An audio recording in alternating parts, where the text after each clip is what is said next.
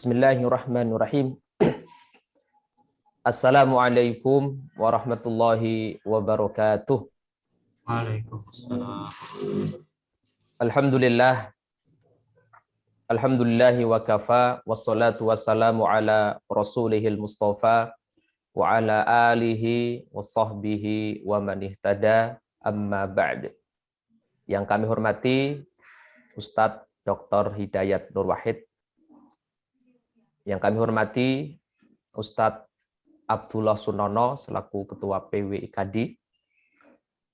Yang kami hormati Bapak Ibu peserta ngaji online pagi spesial Maulid Nabi Muhammad Sallallahu Alaihi Wasallam. Hari ini Kamis 21 Oktober 2021. Alhamdulillah pada kesempatan pagi hari ini patut bersyukur kepada Allah Subhanahu wa taala atas limpahan rahmat, hidayah dan inayahnya kepada kita semua, sehingga pada pagi hari ini kita bisa hadir secara virtual untuk mengikuti ngaji online pagi bersama PWIKD DIY.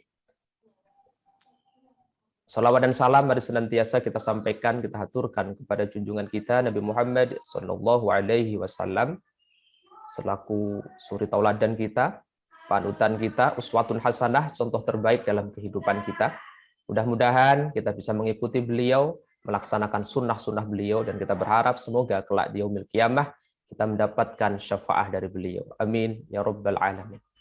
Bapak Ibu yang dirahmati Allah Subhanahu wa taala, acara ngaji online pagi bersama IKD spesial Maulid Nabi Muhammad Sallallahu Alaihi Wasallam akan segera kita mulai. Acara yang pertama pembukaan, mari kita buka dengan lafaz basmalah. Bismillahirrahmanirrahim. Kemudian disambung acara yang kedua, tilawah Al-Quran yang akan disampaikan oleh Ustadz Wardani. Kepada Ustadz Wardani kami persilahkan. Assalamualaikum warahmatullahi wabarakatuh. Waalaikumsalam warahmatullahi wabarakatuh. أعوذ بالله من الشيطان الرجيم بسم الله الرحمن الرحيم إذا جاءك المنافقون قالوا نشهد إنك لرسول الله والله يعلم إنك لرسوله والله يشهد إن المنافقين لكاذبون اتخذوا أيمانهم جنة فصدوا عن سبيل الله إنهم ساء ما كانوا يعملون ذلك بأنهم آمنوا ثم كفروا فتبع على قلوبهم فهم لا يفقهون وإذا رأيتهم تعجبك أجسامهم وإن يكونوا تسمع لقولهم كأنهم حشر مسندة يحسبون كل صيحة عليهم هم العدو فاحذرهم قاتلهم الله أنى يؤفكون وإذا قيل لهم تعالوا يستغفر لكم رسول الله لووا رؤوسهم ورأيتهم يصدون وهم مستكبرون سواء عليهم أستغفرت لهم أم لم تستغفر لهم لن يغفر الله لهم إن الله لا يهدي القوم الفاسقين هم الذين يقولون لا ينفق على من عند رسول الله حتى ينفذوا ولله خزائن السماوات والأرض ولكن المنافقين لا يفقهون يقولون لئن رجعنا إلى المدينة ليخرجن الأعز منها الأذل ولله العزة ولرسوله وللمؤمنين ولكن المنافقين لا يعلمون يا أيها الذين آمنوا لا تلهكم أموالكم ولا أولادكم عن ذكر الله ومن يفعل ذلك فأولئك هم الخاسرون وأنفقوا مما رزقناكم من قبل أن يأتي أحدكم الموت فيقول رب لولا أخرتني إلى أجل قريب فأصدق وأكن من الصالحين ولن يؤخر الله نفسا إذا جاء أجلها والله خبير بما تعملون صدق الله العظيم. Assalamualaikum warahmatullahi wabarakatuh. Warahmatullahi wabarakatuh. Jazakallah khair kepada Ustadz Wardani yang telah membacakan ayat suci Al-Quran pada kesempatan pagi hari ini. Mudah-mudahan menambah keberkahan acara kita pada pagi hari ini. Untuk acara selanjutnya, sambutan dari Ketua PWIKD kepada Ustadz Endri Nugraha Laksana, kami persilakan. Assalamualaikum warahmatullahi wabarakatuh. Waalaikumsalam warahmatullahi wabarakatuh. Alhamdulillah wa syukrulillah wa la hawla wa la quwwata illa billah. Ashhadu an la ilaha illallah wahdahu la syarika lah wa ashhadu anna Muhammadan abduhu wa rasuluhu la nabiyya ba'd. Allahumma shalli ala nabiyyina Muhammadin wa ala alihi wa ashabihi wa man tabi'ahum bi ihsanin ila yaumil qiyamah.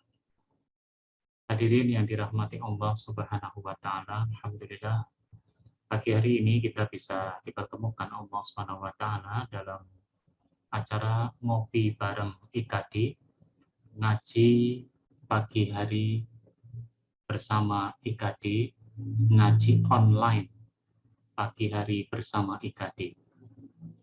Acara ngopi bareng IKD ini memang masih baru, yaitu 7 kali pertemuan, sehingga masih banyak yang harus diperbaiki di sana-sini.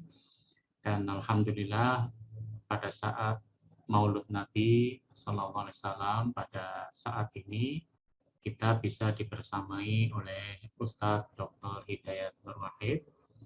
Kami mewakili seluruh PW pengurus dan anggota PW IKD DIY beserta seluruh peserta mengucapkan selamat datang kepada Ustadz Dr. Hidayat Nur Wahid. Di antara kesibukan beliau menyempatkan waktu untuk membersamai kita menyelenggarakan acara Maulud Nabi.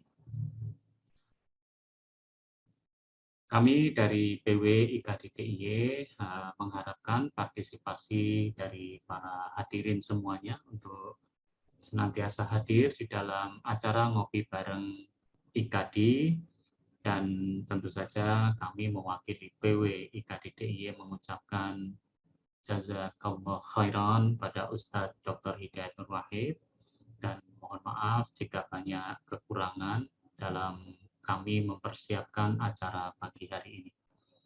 Demikian pada para panitia kami ucapkan juga jazakumullah khairan. Semoga acara kita berjalan dengan baik dan lancar. Assalamualaikum warahmatullahi wabarakatuh. Waalaikumsalam warahmatullahi wabarakatuh. Terima kasih kami ucapkan kepada Ustadz Abdullah Sunono, Ustadz Endri Nugraha Laksana, selaku Ketua PW IKADI DIY yang telah memberikan sambutan pada acara ngopi bareng IKADI pagi hari ini.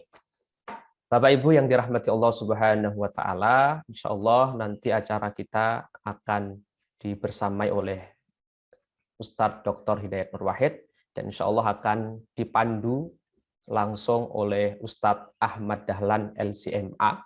Beliau adalah Wakil Ketua PW IKADI DIY, lahir di Kudus pada tanggal 23 Maret 1978.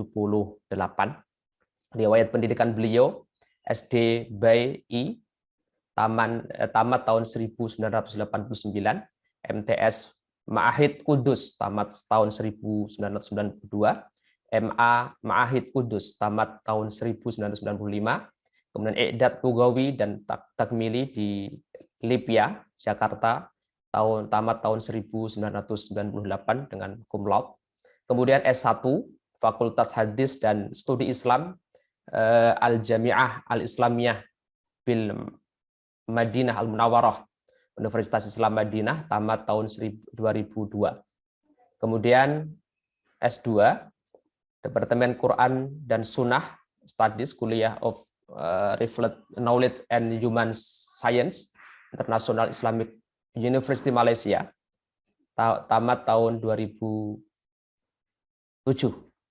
Insya Allah beliau nanti akan membersamai acara kita pada pagi hari ini sebagai moderator. Kepada beliau, Ustadz Ahmad Dahlan, kami persilakan. Bismillahirrahmanirrahim. Assalamualaikum warahmatullahi wabarakatuh. Waalaikumsalam warahmatullahi wabarakatuh.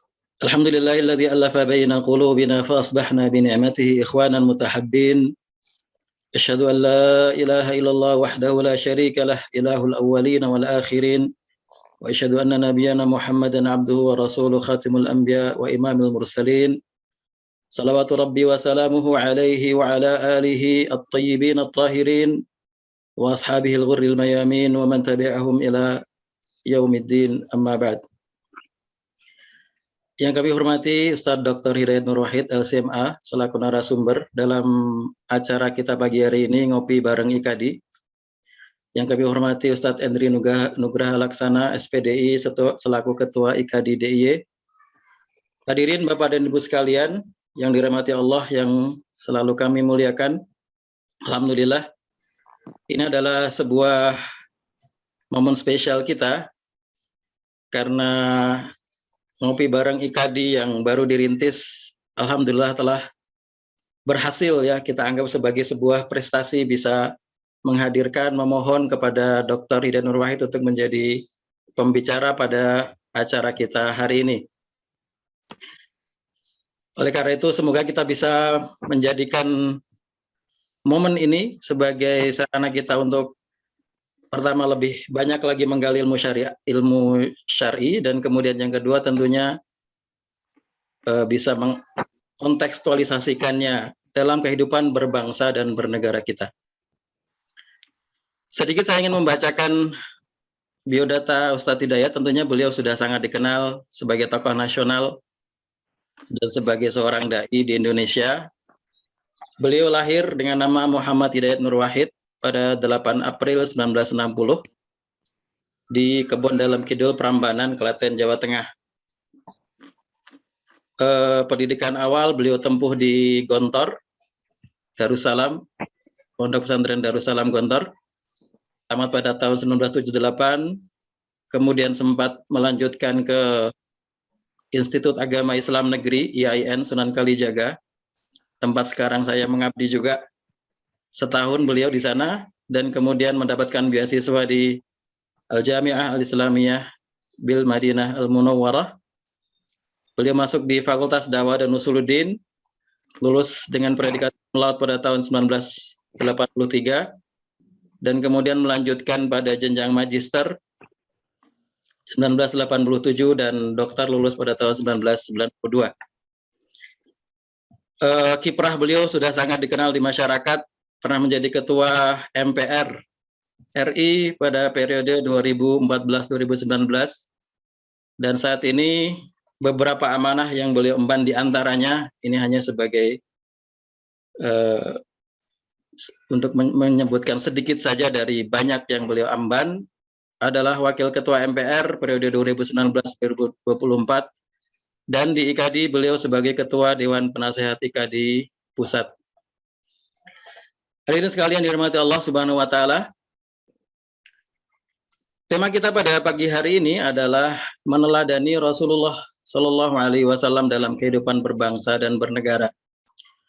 Sebagai umat Islam kita meyakini bahwa Rasulullah adalah sebagai ultimate role model, sebagai suri tauladan utama kita dalam semua bidang kehidupan. Mulai dari bidang yang paling kecil hingga bidang yang paling besar, mulai dari bersuci hingga mengatur negara.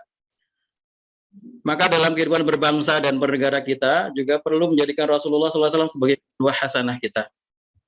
Apalagi kita merasakan beberapa waktu ini bangsa Indonesia dalam kondisi krisis yang multidimensi, terutama pasca 2019 di mana terjadi polarisasi yang cukup besar di masyarakat. Yang itu kita bisa melihat dampaknya di media-media sosial kita dan bahkan di kehidupan bermasyarakat secara umum. Dan juga krisis-krisis yang lain dalam kehidupan berbangsa dan bernegara kita. Maka pada hari ini kita akan mendengarkan bersama pemaparan dari Ustadz Dr. Hidayat Nur Wahid LCMA dalam ngopi bareng IKADI hari ini dengan tema meneladani Nabi Shallallahu Alaihi Wasallam dalam kehidupan berbangsa dan bernegara. Ustadz, insya Allah pemaparan waktu untuk pemaparannya adalah 45 menit. Dan nanti dilanjutkan dengan tanya jawab. Maka kepada Bapak Ibu sekalian yang barangkali juga sudah menyiapkan pertanyaan bisa juga melalui kolom chat atau nanti secara langsung dengan raise hand dan kita akan lanjutkan nanti setelah pemaparan Ustadz Hidayat dengan tanya jawab. Demikian selanjutnya forum kita aturkan kepada Dr. Hidayat, falyatafaddal mashkura. Baik, jazakumullah khair ya Ustadzana. Assalamualaikum warahmatullahi wabarakatuh. Waalaikumsalam warahmatullahi wabarakatuh.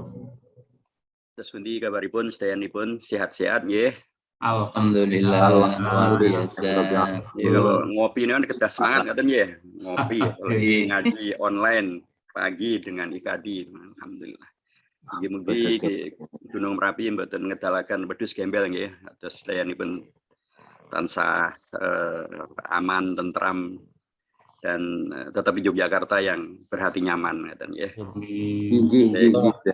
Ya nyuwun ngapunten matur naik bahasa Jawi tapi kayaknya banyak yang datang dari luar Jawa juga ini luar Jogja. Tadi saya lihat ada yang dari Bogor, ada yang dari Lampung, ada yang dari Subhanallah ya. Besok mawon Ustaz. Ngopi IKADI-nya sudah laris manis ini, mudah-mudahan akan menjadi sunnah hasanah yang akan diikuti oleh IKADI di provinsi-provinsi yang lain. Jazakumullah khairan.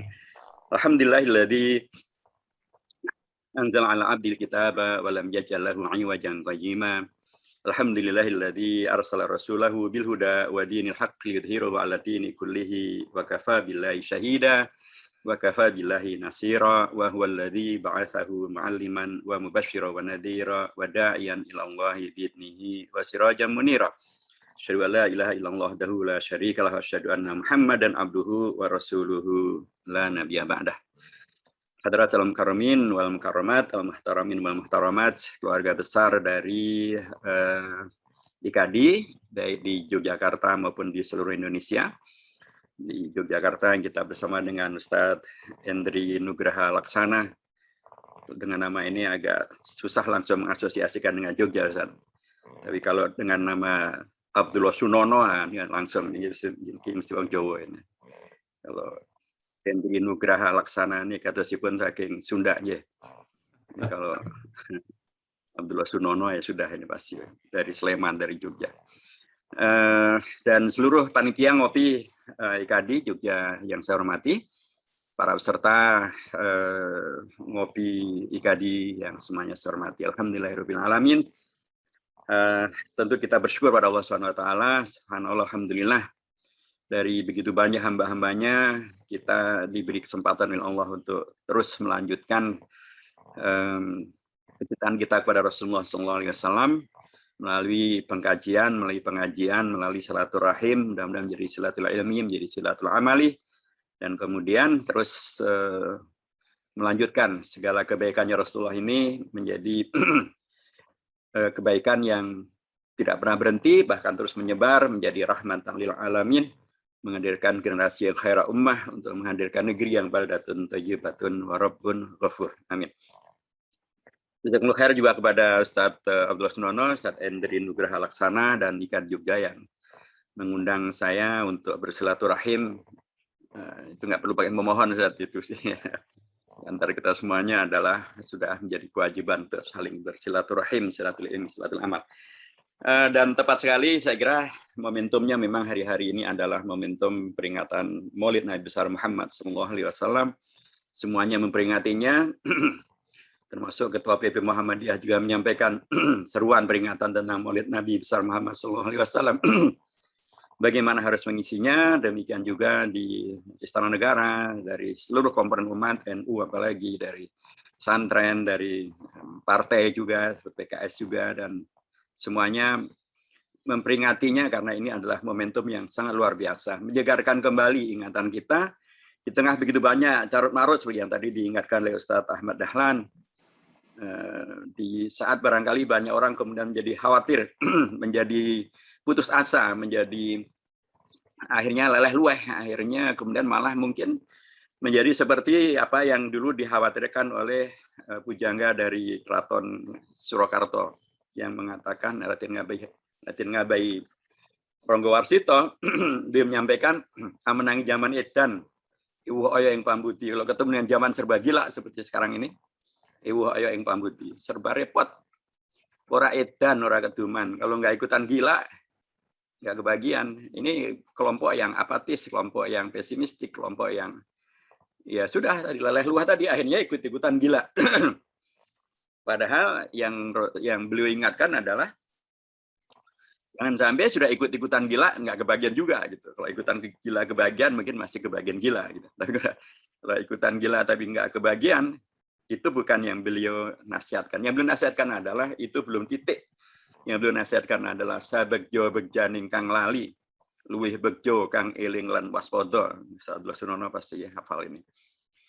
Sehebat siapapun yang merasa lupa dan kemudian ikut-ikutan gila, beliau Ronggowarsito mengingatkan luwih begjo kang eling lan waspada. Tetap lebih baik, lebih utama, lebih bahagia, lebih beruntung mereka yang tidak ikut-ikutan gila, mereka yang tetap eling, tetap sadar, tetap zikir, tetap memahami tentang tugas kesejarahannya, dan terus waspada, terus waspada terhadap begitu banyak konspirasi, begitu banyak hal yang kemudian membuat kita menjadi lupa terhadap tujuan kehidupan, tujuan berbangsa dan bernegara, termasuk juga tujuan beragama Islam kita. Nah, dalam konteks inilah kita memaknai tentang Maulid Nabi besar Muhammad SAW dan peringatan Maulid terhadap Nabi besar Muhammad SAW, karena kita menjadi langsung diingatkan secara langsung, secara nyata, secara konkret. Semua orang mengingatkan. Ya, Presiden mengingatkan, Ketua MPR mengingatkan, Ketua MUI mengingatkan, Ketua NU mengingatkan, Ketua Muhammadiyah menguatkan, Ketua Partai mengingatkan. Semuanya mengingatkan. Seluruh pengajian mengingatkan. Ya mudah-mudahan yang mengingatkan adalah yang pertama kali ingat. Nah, kalau tidak, ya kasihan juga karena Rasulullah yang mengajarkan melalui Al-Quran, ya ayyuhalladzina amanu lima taquluna ma la taf'alun kabura maqtan indallahi an taqulu ma la taf'alun. Tentu harapannya adalah bukan untuk mengingatkan untuk menjadi kabura maqtan, tentu mengingatkan agar betul-betul menghadirkan ibadah karena kita beruswah menghadirkan Rasulullah sebagai teladan agung kita. Jamaah sekalian ya dirahmati Allah Subhanahu wa taala, dalam semangat inilah mari kita coba ngaji bareng gitu ya, tapi online gitu. Jadi kalau kepareng ngunjuk kopi monggo kemawon menawi wonten. Nyetring wonten ya monggo. Masing-masing bisa mempersiapkan kopi ini pun piyambak-piyambak ngaten ya. Saya nggak usah sungkan sama saya nggak ikut ngopi. Karena nggak mungkin juga kan ngambil ngisi pengajian sambil ngopi. Jadi monggo nggak usah sungkan dipun rahapi kemawon, mugi sedaya pun dados ibadah lan berkah. Jamaah dirahmati Allah Subhanahu wa taala, menurut saya salah satu kata kunci untuk kemudian bagaimana kita bisa meneladani Rasulullah dalam kehidupan berbangsa dan bernegara adalah dalam ungkapan hasil perjuangan beliau, yaitu menghadirkan masyarakat yang madani. Masyarakat dan bangsa yang madani. Ini saya sering terangkan dalam konteks Jawa. Masyarakat madani itu apa sih? Itu adalah masyarakat yang madani, yaitu masyarakat yang boten medeni. Medeni itu apa? Menakutkan. Mengapa menakutkan? Menakutkan karena mungkin ini masyarakat yang tadi menghadirkan radikalisme, terorisme, menghadirkan masyarakat yang bodoh, masyarakat yang miskin, masyarakat yang tidak maju, masyarakat yang diemohi gitu ya. Itu medeni pasti. Tapi Rasulullah tidak. Beliau tidak menghadirkan masyarakat yang medeni. Yang beliau hadirkan adalah masyarakat yang madani, yang berperadaban. Karenanya tidak menakutkan. Tidak menakutkan karena masyarakat ini adalah masyarakat yang pintar, tidak bodoh. Masyarakat yang rahmatan lil alamin, tidak menjadi laknatan lil alamin. Karenanya menakutkan. Kalau laknatan tidak menakutkan, rahmatan tidak menakutkan. Masyarakat ini bukan masyarakat yang dimohi.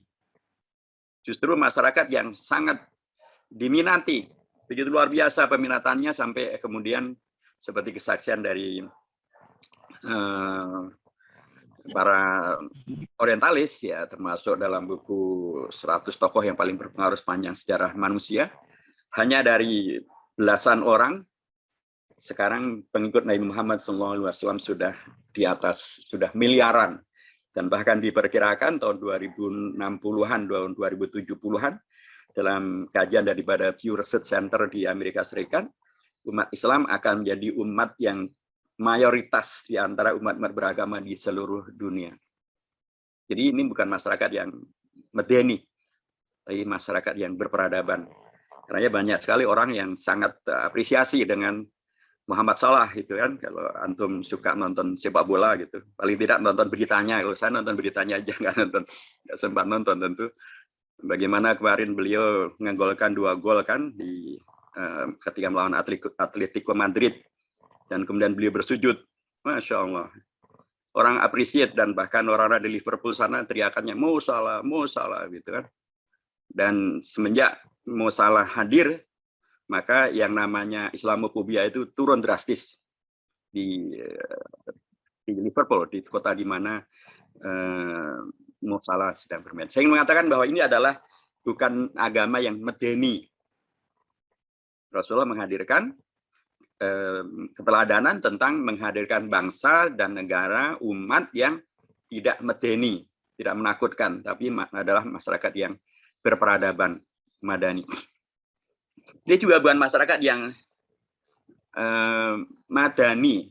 Madani dari bahasa Jawa, dari kata-kata maitu. Ya, kalau orang Jawa tahu maitu itu artinya apa? Artinya adalah asal menolak. Pokoknya asal beda, asal boten, pokoknya pun boten, udah. Nah itu, tanpa alasan jelas, tanpa rasionalitas jelas, Rasulullah adalah sosok yang demikian sangat berakhlak mulia, yang sangat agung, tapi Charlie Hebdo dan Macron dan kawan-kawannya tetap mengatakan Muhammad itu adalah teroris, radikalis. Gitu. Itu namanya maitu. Jelas Islam dan Rasulullah dan agama Islam adalah mengajarkan tentang bersilaturahim dan pentingnya ukhuwah, tapi ada yang tetap mengatakan pokoknya kalau dengan itu nggak mau, itu namanya maitu, padahal sama-sama Muslim, itu namanya maitu. Rasulullah tidak mengajarkan masyarakat yang maitu, yang pinternya maitu, jadi madani, bisanya hanya madani, hanya menolak, hanya mencela, hanya menyalahkan. Kalau Islam pokoknya salah aja, umat Islam pokoknya teroris saja, umat Islam pokoknya radikalis saja, itu namanya maitu. Orangnya bisanya hanya madani, hanya menjelekkan saja, hanya menolak saja. Rasulullah tidak. Rasulullah tidak mengajarkan masyarakat yang maitu, tapi masyarakat yang madani. Karenanya Rasulullah mengajarkan tentang apresiasi. Apresiasi bahkan kepada segala yang baik. Ya. Bahkan kalau itu adalah tradisi di masyarakat sebelumnya Rasulullah. Apa contohnya? Dalam konteks dakwah. Kita akan lihat bagaimana Rasulullah itu ketika pertama kali beraksi, ya, melaksanakan perintah Allah fasda bima tu'mar wa arid 'anil musyrikin atau kum fa'angdir, beliau kemudian berangkat pergi ke Bukit Sofa. Mengapa Bukit Sofa? Karena itulah tempat di mana orang-orang musyrikin Quraisy akan menuju, akan berada kalau mereka akan menyampaikan atau menerima sesuatu yang sangat pentingkan. Rasulullah berangkat ke Bukit Sofa, kemudian beliau naik ke atas Bukit Sofa, kemudian beliau meneriakkan ungkapan yang sama dengan yang diungkapkan oleh orang-orang musyrikin Quraisy. Ungkapan beliau adalah wa sabaha ana nadhirun uryan. Beliau naik ke atas Bukit Sofa seperti orang-orang musyrikin Quraisy naik ke atas Bukit Sofa. Beliau meneriakkan ungkapan sama dengan yang diteriakkan oleh orang-orang musyrikin Quraisy. Wa sabaha ana nadhirun uryan. Wahai, ini pagi hari yang luar biasa. Kalau di sini ya ngopi dengan IKADI di Jogja gitu. Wa sabaha. Karena kan yang pakai online kan bukan hanya IKADI saja, yang pakai online juga ada yang kemudian yang mengajak kepada kemungkaran, yang mungkin menawarkan bir, yang menawarkan wisata yang banyak mungkarnya, macam-macam. Jadi yang pakai online juga bukan hanya IKADI saja, tapi IKADI pakai online seperti Rasulullah dahulu pakai Bukit Sofa, sebagaimana musyrikin Quraisy pakai Bukit Sofa, Rasulullah naik, orang musyrikin Quraisy juga dulu naik. Rasulullah meneriakkan ungkapan yang diteriakkan oleh orang musyrikin Quraisy. Wa sabaha ana nadhirun uryan. Wa sabaha. Ini pagi yang amat sangat mencerahkan. Ini satu yang sangat dipentingkan. Saya menyampaikan satu yang sangat dipentingkan. Karenanya ungkapannya adalah ana nadhirun uryan. Saya memberikan kabar yang amat sangat dipentingkan. Dan begitu pentingnya kabar berita ini, orang-orang musyrikin Quraisy kemudian betul-betul melaksanakan uryannya. Irian itu kalau di Indonesia menjadi irian. Irian itu adalah tulo yang dulu masyarakatnya dan sampai sekarang masih yang hanya pakai koteka gitu ya, yang laki-laki. Yang urian adalah orang yang tidak memakai busana. Orang-orang musyrikin Quraisy begitu luar biasa memaknai bahwa yang akan disampaikan adalah hal yang sangat penting. Mereka tidak lagi peduli dengan kehormatan diri, dilepaskan seluruh pakaiannya. Dan kemudian mereka menyampaikan apa yang perlu disampaikan. Rasulullah juga begitu. Naik ke atas Bukit Sofa, meneriakkan ana nadhirun uryan, tapi bedanya beliau tidak mencopot baju dan pakaiannya. Nah, mencopot baju dan pakaian bukanlah akhlak Islam. Jadi Rasulullah mengikuti apa yang jadi tradisi yang baik, apa yang kemudian menjadi adat istiadat yang baik, tapi ketika kemudian itu bertentangan dengan Islam, dengan syariat Islam, dengan etika umum, ya beliau tidak pakai. Itulah masyarakat yang madani, bukan yang maitu madani, hanya menyalahkan, hanya enggak. Yang baik juga dilanjutkan. Seperti kalau kita di Jogja di sini, dan saya pakai batik, Ustaz Endri Nugraha pakai batik, Ustaz Ahmad Dahlan pakai baju koko gitu ya, dan Ustaz Muhammad Mujari pakai batik. Semuanya memakai pola yang sesungguhnya dalam tanda kutip orang menyebutnya awalnya bukan dari Islam. Baju koko kan orang nyebutnya dari Cina katanya.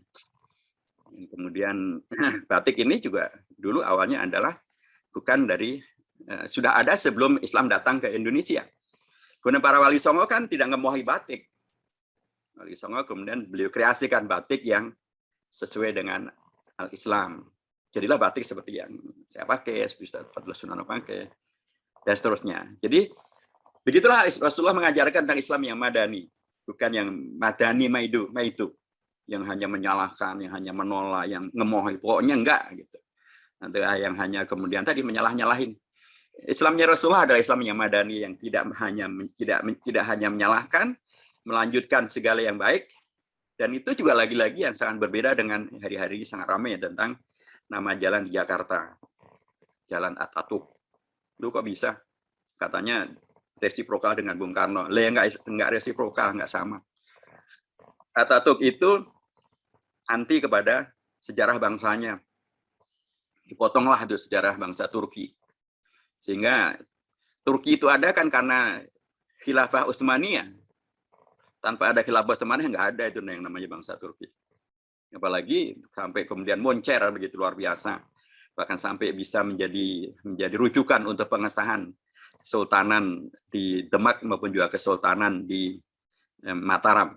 Ya, saya pernah mendengar langsung dari si Sultan Hamengkubuwono yang ke-10 tentang bagaimana Kesultanan Demak dan Kesultanan Mataram itu mendapatkan rekomendasi pengakuan dari Kesultanan Turki Utsmani. Dan bahkan dikirimkanlah bendera Tunggul Wulung dan lain sebagainya itu. Tanpa itu nggak ada Turki. Tapi Kemal Pasha Atatürk, Mustafa Kemal Atatürk yang memang adalah seorang sekuleris, seorang sekuler liberal, seorang anti agama, anti Islam gitu ya, anti ulama, akhirnya dipangkas itu semuanya. Jadi sejarah diputus, diubah semuanya, sekolah agama juga ditutup, azan yang pakai bahasa Arab diubah menjadi bahasa Turki, sekulerisme mutlak diberlakukan secara total dan tidak boleh ada hubungan sama sekali dengan agama. Rasulullah tidak begitu. Dan Bung Karno juga tidak begitu. Bung Karno tidak pernah kemudian anti kepada sejarah bangsanya, dan bahkan beliau kan yang punya ungkapan jas merah, jangan sekali-kali meninggalkan sejarah. Beliau galilah itu Pancasila dari sejarah Indonesia. Sementara kalau di Turki, Kemal Atatürk sepenuhnya memakan mentah-mentah radikalisme sekulerisme dari Barat, atau sekulerisme dimakan secara radikal oleh Kemal Pasha Atatürk. Itu tidak dilakukan oleh Bung Karno. Karenanya dalam Pancasilanya tetap saja beliau menerima kesepakatan untuk menjadikan sila pertama adalah ketuhanan yang Maha Esa.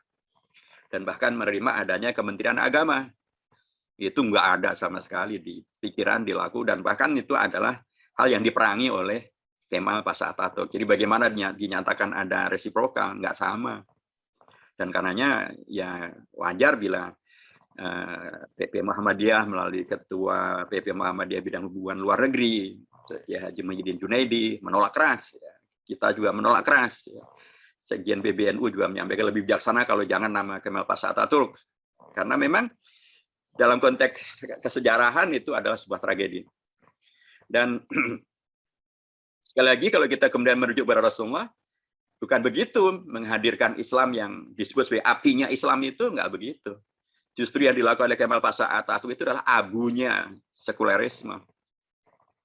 Dan Islam yang Rasul ajarkan dan kemudian beliau bina bangsanya adalah pada Islam yang madani, bukan yang medeni, yang menakutkan. Bukan yang madani yang bisanya hanya maitu, yang hanya bisanya menyalahkan dan tidak mengapresiasi, bisanya hanya menolak dan tidak memberikan alternatif solusi. Rasulullah mengajarkan tentang pemberian alternatif solusi. Ketika masyarakat baru datang ke Madinah, dan kemudian mereka karena jumlah penduduk yang bertambah, tentu kebutuhan mereka terhadap air juga bertambah. Tetapi orang-orang Yahudi menguasai perkebunan, menguasai air, menguasai sumur. Sehingga mereka mencoba untuk mengokohkan eksistensinya dengan dalam tanda kutip jual mahal dan atau mempersulit masyarakat Islam, masyarakat Muhajirin dan Ansor. Apakah Rasulullah kemudian hanya menggerutu atau meminjam ke luar negeri untuk kemudian malah terjebak dengan pinjaman yang semakin menjerat dan menjajah? Atau beliau malah merampok? Atau beliau mengajarkan untuk mencuri? Bukan. Beliau sampaikan pada para sahabatnya, man li bibi rumah, siapa yang membeli sumur rumah itu, falahu al-jannah, fa'anfaqahu lil muslimin falahu al-jannah, dan kemudian diinfakkan untuk umat Islam, maka dia akan mendapatkan pahala yang luar biasa, surga Allah Subhanahu wa taala. Diajarkan umatnya untuk menjadi solusi, beliau ajarkan umatnya untuk mampu menghadirkan solusi. Beliau apresiasi kepada gerakan menghadirkan solusi, bukan merampok, bukan menteror, bukan menjajah, bukan mengutang, tapi menghadirkan solusi. Dan tampillah Sahabil Jalil Athari, Utsman bin Affan, dan dibelilah itu dan kemudian diinfakkan pada umat Islam dan kemudian jadilah solusi. Rasulullah tidak hanya maitu, hanya menyalahkan keadaan karena, dan kemudian apalagi arahannya adalah rampok, baik, atau kemudian arahannya adalah tadi ngemplang, atau arahannya adalah boykot, enggak, arahannya adalah jadilah solusi, dan kemudian beliau menghadirkan solusi. Yang ketiga, Rasulullah juga mengajarkan Islam yang bukan hanya madani. Madani dari bahasa Jawa yang lain, yaitu dari kata podo. Podo itu artinya sama. Madani bisanya artinya adalah yang bisanya hanya membuat yang podo saja. Yang copy paste saja, yang nyontek saja, yang taklid buta saja, yang tidak menghadirkan kemajuan. Rasulullah mengajarkan masyarakat Islam yang madani yang bukan hanya yang podo tadi itu, tapi masyarakat madani yang adalah masyarakat yang selalu menghadirkan kemajuan, selalu menghadirkan kebaikan, selalu menghadirkan kemaslahatan, selalu menghadirkan hal yang lebih baik daripada yang sebelumnya. Karena ajaran Rasulullah diantaranya adalah yang sangat populer ungkapan mangkana yaumuhu syarran min amsi fahuwa zalim. Wa man kana yaumu misla amsi fahuwa khasir. Wa man kana yaumuhu khairan min amsi fahuwa rabih. Siapa yang hari ini lebih jahat daripada yang kemarin, lebih buruk, lebih tidak produktif, lebih bermasalah dari yang kemarin, maka dia betul-betul adalah orang yang zalim. Jadi tidak boleh bodoh. Bahkan kalau barang siapa yang hari ini sama dengan yang kemarin, misla amsi bahwa khosir, dia merugi. Padahal ajaran akidah Islam adalah untuk tidak merugi, karenanya ungkapannya adalah wal asr innal insana lafi khusr illal ladzina amanu wa amilus sholihat. Ajarannya adalah untuk tidak merugi, karenanya tidak boleh hanya podo saja, misal amsihi tidak boleh. Karena harusnya adalah mankana yaumu khairan min amsi, yang hari ini lebih baik daripada yang kemarin, bahwa robih, itulah yang beruntung. Rasulullah tidak mengajarkan masyarakat yang madani, yang artinya hanya membuat yang podo saja, yang sama saja, sama dengan yang kemarin, apalagi lebih buruk, enggak. Sama dengan bangsa yang lain yang tadi namanya zaman edan, orang ketuban, guna ikut-ikutan edan, enggak. Rasulullah mengajarkan untuk menjadi lebih baik daripada yang sebelumnya.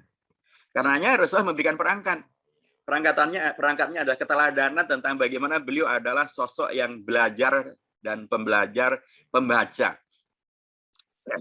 Karenanya pasti tidak kebetulan ketika kemudian wahyu yang pertama yang Allah wahyukan kepada Nabi besar Muhammad SAW adalah tentang Iqra. Tapi bukan Iqra biasa, Iqra-nya haruslah Bismi Rabbikal ladzi khalaq. Perintah untuk Iqra agar masyarakat menjadi maju, masyarakat menjadi terpelajar, masyarakat menjadi punya wawasan yang luas, masyarakat bisa menjadi lebih baik, masyarakat bisa menghadirkan solusi, masyarakat bisa menjadi dalam tanda kutip menghadirkan yang tadi, yang unggulan, khaira ummah, yang rahmatil alamin. Karena tidak mungkin menjadi rahmatil alamin, tidak mungkin menjadi khaira ummah kalau tidak unggulan. Dan unggulan itu ya dimulai dengan Iqra. Tapi Iqra-nya tegaskan agar tidak menjadi Iqra yang malah menjadi sekuler, Iqra yang menjadi liberal, Iqra yang menjadi ateis, seperti Karl Marx itu kan. Iqra-nya malah menghadirkan dia menjadi ateis, menjadi komunis. Iqra-nya agar menjadi Iqra bismi rabbikal ladzi khalaq. Sehingga kemudian terintegrasikanlah, terislamisasilah gitu ya, antara sains dengan nilai agama, antara pengetahuan ilmu agama, antara sosial ilmu agama, antara ekonomi dengan agama, antara bernegara dengan agama, menjadi satu. Iqra bismi rabbikal ladzi khalaq. Dan tidak banyak ayat-ayat Al-Quran yang terus perintahnya diulangi dalam waktu yang yang berkelanjutan atau bersamaan. Iqra bismi rabbikal ladzi khalaq. Kemudian Iqra wa rabbukal akram. Dan kemudian ditindaklanjuti dengan realita bagaimana Rasulullah melaksanakan perintah ini.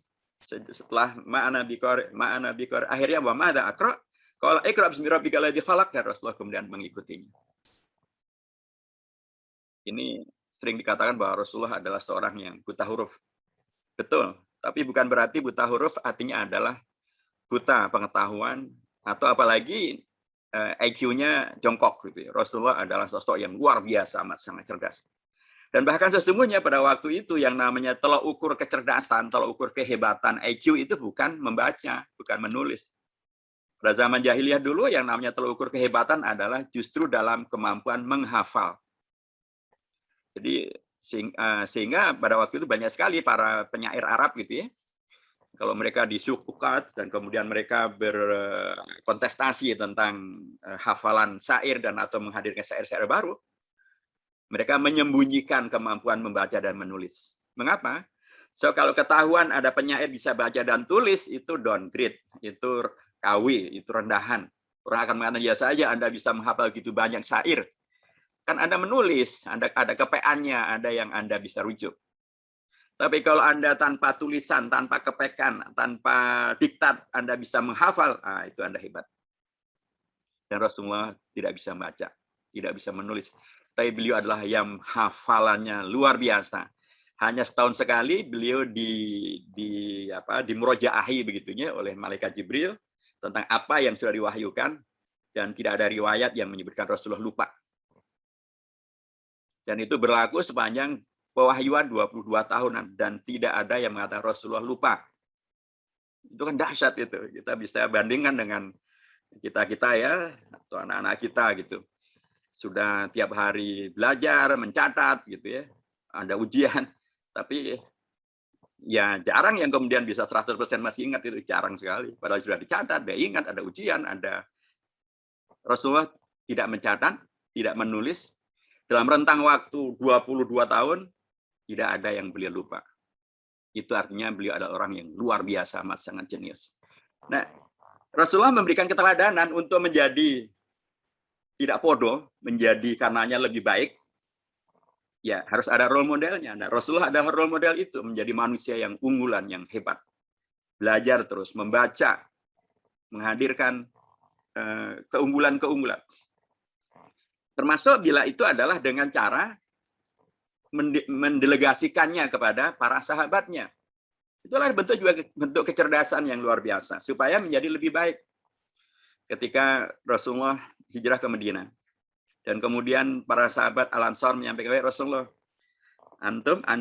Rasulullah sekarang berada di komunitas, berbeda dengan komunitas di Mekah dulu. Di sini komunitasnya adalah orang-orang Yahudi. Mereka nggak ngomong bahasa Arab, mereka ngomong bahasa Ibrani. Wahai Rasulullah, karenanya perintahkanlah kepada anak remaja ini, dibawalah waktu itu Usamah bin Zaid, anak yang masih sangat remaja pada waktu itu. Sahabat Ansar mengatakan, wahai Rasulullah, ini anak yang sangat cerdas, wahai Rasulullah. Perintahkanlah dia mempelajari bahasa Ibrani, supaya kita, Anda, dan kita semuanya tidak dikerjain oleh orang-orang Yahudi yang ngomong dengan bahasa Ibrani yang kalau kita tidak ada yang menguasai, ya kita dengan mudah akan mereka kerjain. Apakah Rasulullah menolak? Enggak. Rasulullah justru segera merealisasikan, menyetujui dan merealisasikan dan memerintahkan kepada Usamah untuk segera belajar mempelajari bahasa asing itu, bahasa Ibrani itu, dan dipelajarlah itu. Dan kemudian ungkapannya, man arafa lughata qaumin amina min makrihim. Sangat penting umat Islam untuk kemudian juga menjadi lebih baik dengan menguasai bahasa-bahasa yang beragam-ragam. Ya, selain bahasa Jawa, bahasa Sunda, bahasa Indonesia, bagus juga lah dikuasai itu bahasa Arab, bahasa Inggris, ya paling tidak itu ditambah sekarang mungkin dengan bahasa China dan lain sebagainya. Sangat dipentingkan supaya amin makrihim. Dan supaya kita tetap bisa menghadirkan sekali lagi umat yang lebih baik, karena kita bisa mengatasi masalah-masalah yang ada dan memberikan solusi yang terbaik terhadap masalah yang ada. Rasulullah juga misalnya mengirimkan sahabatnya Khalid ibn Khalid al-Kinani untuk belajar tentang kedokteran. Karena kalau masyarakatnya sakit, masyarakatnya tidak sehat, masyarakatnya tidak ada solusi terhadap masalah kesehatannya, bagaimana bisa eksis? Bagaimana bisa melanjutkan dakwah, bagaimana bisa melanjutkan perjuangan, bagaimana bisa menyebarkan Islam yang rahmatan lil alamin, bagaimana membelanya. Ya kalau sakit-sakitan atau tidak punya visi tentang kesehatan, ya susah. Karenanya Rasulullah di Madinah mengirimkan sahabatnya Khalid ibn Khalid al-Kinani belajar tentang kedokteran. Kemana? Ke Persia. Apa itu Persia? Adalah kawasan yang waktu itu mayoritas mutlaknya adalah masih beragama Majusi. Tapi berangkat ke Persia bukan untuk belajar agama Majusi, bukan untuk belajar ideologi Majusi, belajar tentang teknologi kedokteran. Dan nanti beliau pulang dari Persia dan beliau menjadi dokter di kalangan para sahabat. Tentu saja Rasulullah juga mengajarkan tentang banyak hal tentang bagaimana kita menjadi sehat. Tetapi ini adalah satu fakta bagaimana Rasulullah menghadirkan sebuah masyarakat yang berorientasi kepada lebih maju, lebih baik, lebih solutif, tidak hanya podo saja, sama dengan sebelumnya. Beliau terbuka untuk menghadirkan beragam alternatif solusi. Inilah yang juga tetap harus menjadi pegangan kita semuanya. Karenanya Rasulullah juga yang memerintahkan untuk berijtihad. Selain dari begitu banyak ayat Al-Quran yang memerintahkan untuk berpikir, untuk mempergunakan rasio, begitu ya. Rasulullah perintah untuk ijtihadnya sangat-sangat jelas, selain yang terkait dengan bahwa idza ijtahada al-hakim fa asaba falahu ajran wa idza ijtahada fa akhta falahu ajrun wahid, di mana para pemimpin diperintahkan untuk ijtihad. Tetapi juga ijtihad dalam konteks yang individual gitu ya, tidak yang terkait dengan para pemimpin atau tidak terkait hanya pemimpin saja, tapi individual pun juga harus melakukan ijtihad.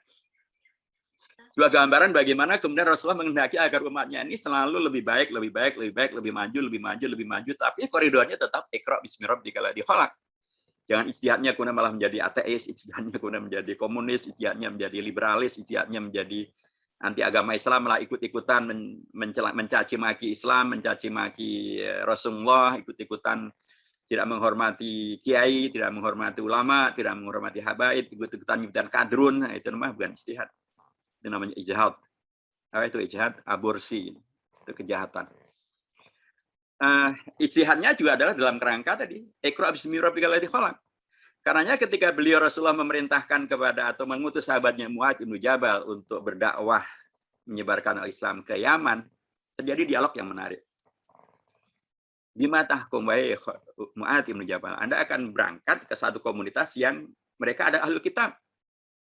Tapi mereka bukan orang-orang Islam seperti Rasul dan para sahabatnya. Mereka masih belum Muslim. Anda akan pergi ke sana, kemudian Anda akan berlaku bagaimana?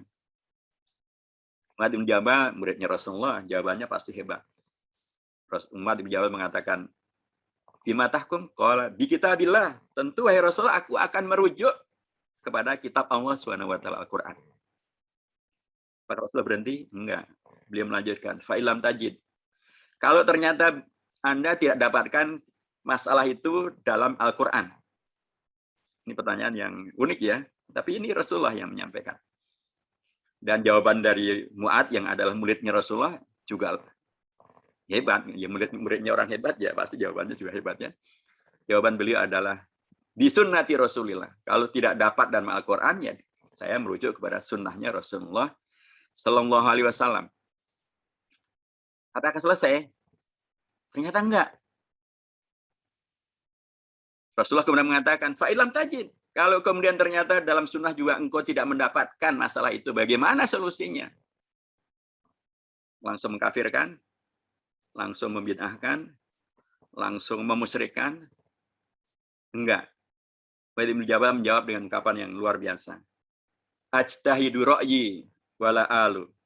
Aku akan berijtihad wahai Rasulullah, aku akan pakai otak saya ini wahai Rasulullah, tapi tidak akan berlebihan karena kaidahnya memang adalah iqra bismi rabbikal ladzi khalaq. Apa sikap Rasulullah? Apakah Rasulullah marah-marah atau mengatakan Anda sudah keluar dari Islam, Anda sudah jadi sahibul bid'ah, Anda sudah menjadi tidak mengikuti sunnah Rasulullah gitu ya? Enggak, ternyata jawaban Rasulullah dahsyat. Beliau menyampaikan, alhamdulillahilladzi waffaqa rasulillah lima yuhibbuhu Rasulullah. Alhamdulillah yang telah memberikan taufik kepada Rasulnya Rasulullah, kepada utusannya Rasulullah dengan sesuatu yang disukai, dicintai oleh Rasulullah Sallallahu Alaihi Wasallam. Lalu jamaah sekalian, mari kita lihat Yaman itu ada di mana? Apakah Yaman ada di Filipina atau ada di Papua? Dan itu peristiwa kapan? Itu peristiwa bukan abad 21. Yaman adalah kawasan yang masih nyambung dengan daratan Mekah dan Madinah. Mereka masih di semenanjung Jazirah Arabia begitu sebutannya. Jadi nyambung, nggak harus melampaui lautan, melampaui sungai, melampaui sampai ke nun ujung jauh di sana. Orang Yaman juga orang yang ngomongnya bahasa Arab, bahkan Arab itu aslinya dari Yaman. Bukan orang yang ngomongnya pakai bahasa Jawa, bukan orang yang ngomong pakai bahasa Sunda, bukan omongannya pakai. Sehingga mestinya kan bahasa-bahasa yang diberikan Rasulullah dan para sahabatnya juga adalah bahasa yang difahami oleh orang-orang Yaman. Tapi kalau Rasulullah masih perintahnya adalah untuk ijtihad atau membuka ruang untuk ijtihad. Dan pada waktu itu adalah zaman di mana Rasulullah masih hidup. Ya, ini kan Bukan terjadi pada peristiwa zaman Khulafaur Rasyidin atau zaman Daulah Umayyah atau Daulah Abbasiyah, apalagi abad 21. Ini terjadi di zaman yang sama ketika Rasulullah masih hidup. Tapi Rasulullah memberikan kepercayaan yang luar biasa kepada murid-muridnya untuk mengembangkan Islam, untuk menjadi solusi di daerah di mana mereka berada dengan ijtihad. Tetapi wala alu memang. Mungkin karena waktu itu ya memang belum ada ya seperti sekarang. Kalau sekarang mungkin kita punya masalah, Ustadz punya masalah di daerah, bisa langsung ngirim WA atau handphone ya, nelpon langsung nanya ke Ustadz yang di Jakarta atau Ustadz yang mereka rujuk begitu ya, para kiai-kiai besar. Pak Yai, ini bagaimana nih ada pertanyaan kayak begini? Mungkin begitu. Kalau dulu memang tidak ada. Tapi pesan yang paling penting adalah Rasulullah mengajarkan tentang pentingnya ijtihad. Dilakukan oleh hakim juga, para pemimpin berijtihad, dilakukan juga oleh individu, para dai juga berijtihad. Supaya apa? Supaya betul-betul yang hadir adalah masyarakat yang madani, berperadaban. Masyarakat berperadaban adalah masyarakat yang terus berijtihad, terus menghadirkan daya fikirnya, seluruh effortnya, seluruh potensinya, untuk kemudian menyerap dari manapun juga, kemudian juga mengapresiasi segala kebaikan dari manapun juga. Termasuk juga memahami agama dengan cara yang betul-betul memungkinkan dirinya untuk bisa menghadirkan solusi dan jawaban dan mengatasi masalah yang muncul kapan saja dan di mana saja. Tapi yang kata kuncinya ada tetap wala alu, tidak boleh berlebihan yang akan menghadirkan ikronya tadi tidak bismillahirrahmanirrahim ladzi khalaq. Ikronya bisa menjadi malah mengantar menjadi tadi menjadi radikalis, menjadi komunis, menjadi liberalis, menjadi sekuleris, enggak. Nah, inilah masyarakat madani. Dia adalah masyarakat yang berperadaban, karenanya dia tidak medeni, tidak menakutkan, tapi justru membuat orang kagum dan membuat orang nyaman. Kemudian dia adalah bukan masyarakat yang madani yang hanya bisanya hanya maitu, hanya menyalahkan saja. Sebaliknya adalah masyarakat yang memberikan solusi dan menghadirkan alternatif yang berkeunggulan. Dia juga bukan masyarakat madani yang artinya adalah madani yang artinya adalah hanya membuat masyarakat yang stagnan, yang sama saja, yang jumut saja, yang tidak ada maju-majunya, tidak ada ijtihadnya, tidak ada inovasinya, tidak ada dinamikanya. Masyarakatnya sudah masyarakat yang penuh dengan dinamika, penuh dengan kemajuan, dan itu adalah masyarakat madani. Begitulah Rasulullah memposisikan untuk kemudian menjadi teladan, dan keteladanan itu beliau hadirkan secara real dan nyata dan konkret. Apa yang tadi saya sebutkan adalah realitas sejarah yang dengan mudah bisa didapatkan, dibaca, dan sekaligus adalah realita konkret duniawi yang bisa dilihat secara nyata. Banyak orang dalam ideologi materialisme selalu menghendaki bahwa kebenaran itu menjadi benar kalau bisa dilihat secara nyata, secara material. Dan Rasulullah menghadirkan itu. Material tentang kehebatan Islam dengan dengan masyarakatnya adalah realita konkret dalam konteks kehidupan berbangsa, bahkan kehidupan pribadi, berkeluarga, berbangsa, bernegara, adalah realita yang konkret. Bukan utopia, bukan sesuatu yang baru akan terjadi di akhirat dan di surga nanti, tapi realita di dunia itu sudah ada. Jadi kalangan materialistik juga sudah terbantah dengan realita konkret yang Rasulullah hadirkan. Karenanya memang jamaah dirahmati Allah Subhanahu wa taala, sesungguhnya kalau kita membaca tentang surah Al-Ahzab ayat yang ke-21 tentang laqad kana lakum fi Rasulillahi uswatun hasanah itu, mohon maaf nanti kalau waktunya akan habis mohon diingatkan Ustaz ya. Itu selalu merujuknya kan di surah Al-Ahzab ayat 21 ya. Dan itu benar, enggak salah, laqad kana lakum fi Rasulillahi uswatun hasanah, itu leres, itu benar sekali. Tapi akan menjadi semakin mendalam makna daripada Rasulullah menjadi uswah hasanah kalau dibacanya dari ayat yang ke-9. Surah Al-Ahzab ayat yang ke-9 hingga surah Al-Ahzab ayat yang ke-27. Itu satu rangkaian. Keteladanan Rasulullah bahkan dalam konteks ini dihadirkan ketika umat dan bangsa lagi betul-betul digoyang luar biasa karena peristiwa Ahzab.